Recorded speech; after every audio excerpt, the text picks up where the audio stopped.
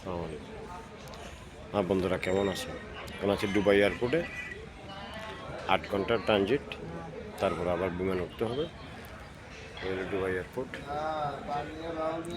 3 নম্বর টার্মিনালে বসে আছি। অনেক পুরানো স্মৃতি আছে এখানে। দুবাই কোনো বন্ধু বান্ধব যদি থাকেন তাহলে নক দেন। দুবাই এয়ারপোর্টে আছে, 3 নম্বরে আছে। তো আর কি অবস্থা? ডাকসুর নির্বাচন তো হচ্ছে বাংলাদেশে, বোঝা যাবে রাত্রে কি হয়। সবাই ভালো থাকবেন।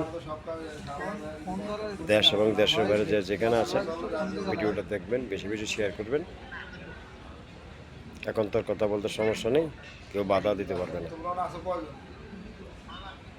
বাংলাদেশের অপসংস্কৃতি, বাংলাদেশের যে স্বাধীনতার বিরুদ্ধে শক্তি যারা বাংলাদেশটাকে ধ্বংস করেছে তাদের বিরুদ্ধে কথা বলার জন্য সবসময় অ্যাক্টিভ পাবেন।